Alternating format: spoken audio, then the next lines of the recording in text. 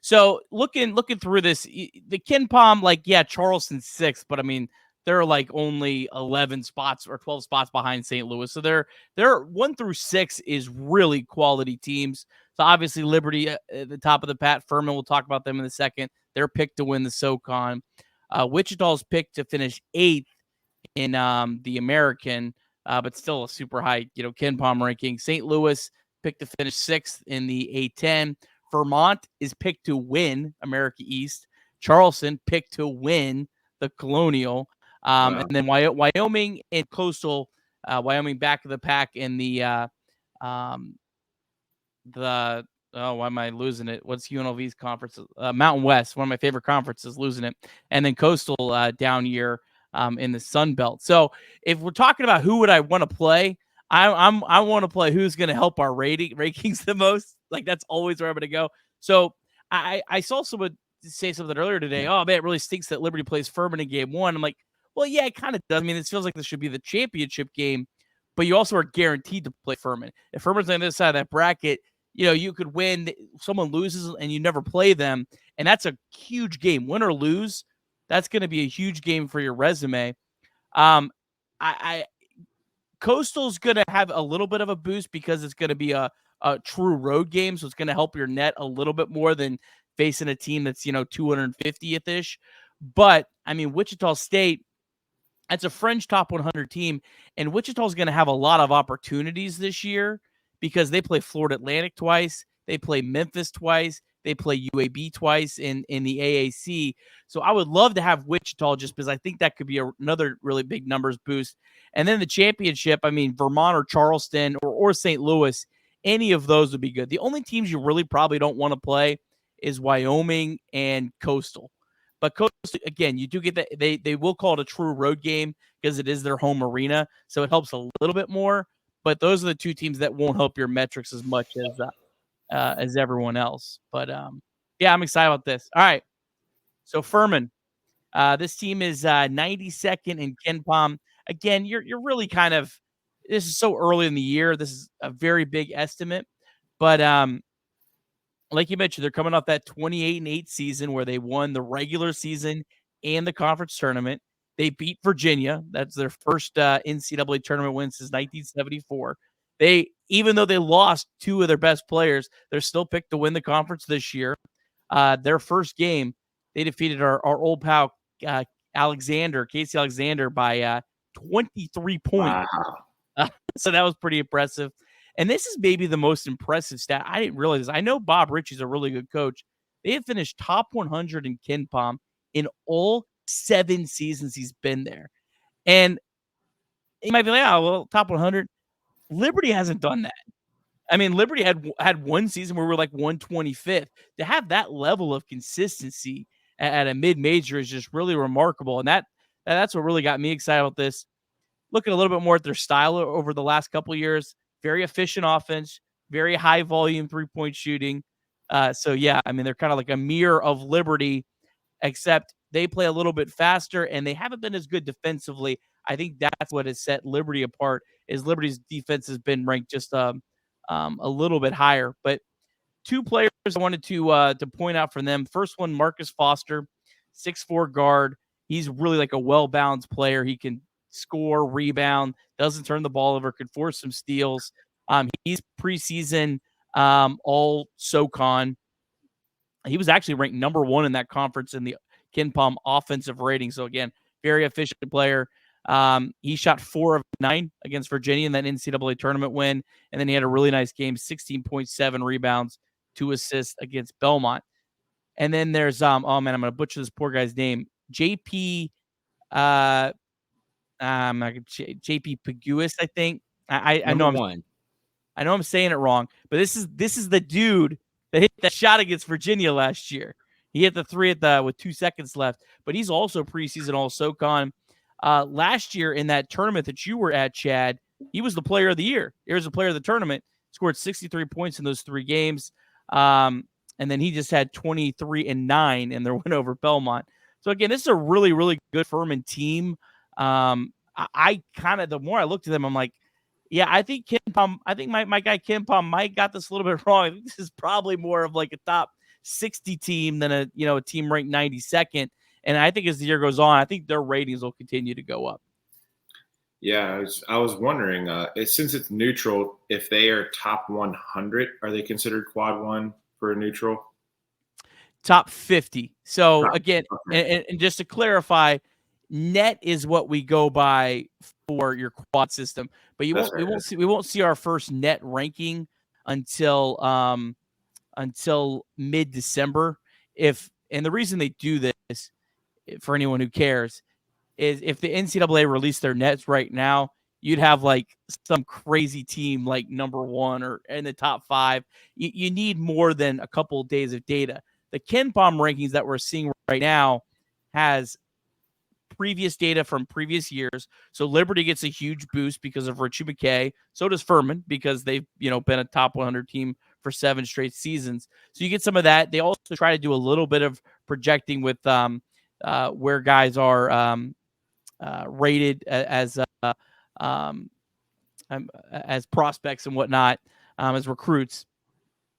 So it's a little bit more at this point still a guesstimate, and then KenPom, by the time you get into January, it becomes true to this season. So, but again, so sorry. So net top 50 is a quad one. I believe top 100 is quad two. So Yeah. you still have a chance to pick up 3. You could have 3 games at the end of the week that are at least quad 2 or better. There's a good chance Furman ends up being a quad 1, and the net typically does give the mid majors a little bit more of a boost than KenPom has. If you remember last year, Liberty was higher in net than KenPom. That's from what I've seen, that does tend. I think they probably get roughly maybe a 10 or 15 spot boost a lot of times. There's a lot of other factors into it, but I think Furman actually has a chance to be a quad 1 team. So what I hear you saying, Nick, is, and that's really great information, because I felt like I just sat in a class. But to get this win is not only a good win now, but it could be an even better win later on. Does that make sense? Yeah. I mean, Liberty's not going to get a lot of quad 1 opportunities. Yeah. And it's almost like the quad system is a little flawed. I'll be completely honest, because while like Furman on the road is, if they're like 49th at the end of the year, that's still a really, really good win. But that's like this. It's kind of the same win as if you go and win at Duke, right? I mean, like that's not exactly the same. Or no, if you beat Duke at home, it would be the same. But it still has a chance to absolutely be a huge win at the end of the year. You don't get these opportunities. So, I mean, Liberty's going to have a couple. I think Florida Atlantic is for sure going to be a quad 1 because that's a true road game. You only have to be top 75 for that. Charleston, probably quad 2. But, I mean, again, you stack those up. We're not expecting Liberty. And all bets are off. You never know. Things could happen. But we're not expecting them to compete for an actual at-large bid. But when you're talking about if you win the CUSA tournament, you want to have a better resume than the Furmans. Because those are the teams you're competing with for the 11 seeds, the 12 seeds, the 13 seeds. And if you just look at the records over the course of the NCAA tournament the last 20 years, the higher seed you are, it increases your chances of winning that first game by like 5 to 10%. So, it's really huge in terms of giving yourself an actual chance of making a Sweet 16 instead of, needing to pull off a miracle to get to the Sweet 16. Mm-hmm. Yeah. All right. I'm going to shift gears here really quick off the Lunardi bracketology stuff. I love that. And that's why I asked the question, but I forgot. 2 games into the season. Yeah. I forgot to mention something about the Charlotte game that was pretty important.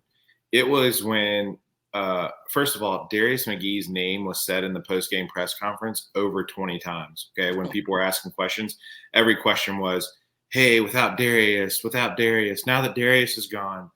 And I just wanted to say, I forgot to mention this, probably the takeaway from that game for everybody, for every Flames fan was, oh, we can do this without Darius. I saw that 67 by our name and know that Darius contributed to that 67 by, our last year's data. So it's like, this year's team, are we really that good?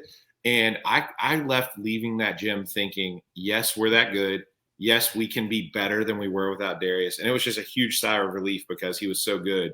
It's just like, I think everybody, players involved in everything, everybody just left that gym thinking, okay, we can do this. They probably had a little bit more confidence than I did, but as a fan, that was our first opportunity to see, because Mid-Atlantic, you can't tell anything.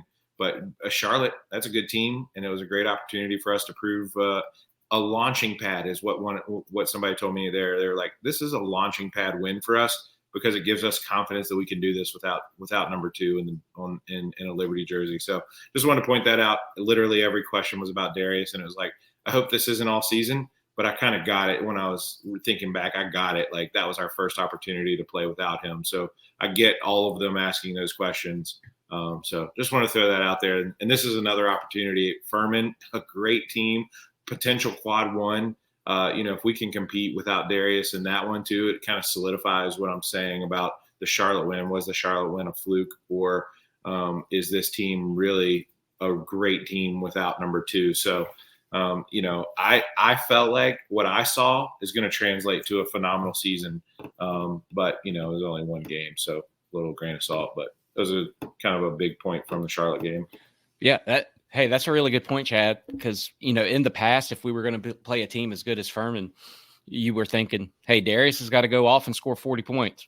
If we're going to, we're going to stay close, but Darius has got to carry the team on his back. And this is just an opportunity to see, hey, where are we now? We saw where we were with Charlotte. Is that something that's going to be a consistency with this team, to that level of play? Yeah. I don't think it's who steps up, like who's going to be our leading scorer all year. Is it going to be Kyle Road? I think it's like, of the 4 or 5 guys that have that potential, which one of them's night is it going to be? That's kind of the mindset right now. I think this game against Furman will be Liberty's best mid-major game since Lipscomb in 2019. Wow. I think it'll be that at the end. I think the end of the year, I think people are going to go, wow, that was a huge game. I think that you're going to have the team that's competing for the Conference USA, team that's competing for the SoCon, both maybe those mid-major darlings that maybe they're not, NCAA at-large teams, but they're the teams you keep seeing on bracketology, 12 seed, and you're like, hey, we saw those teams play each other. And I wouldn't be shocked if Thursday morning you start seeing a little John Rothstein tweet, under the radar game to watch, and some other guys.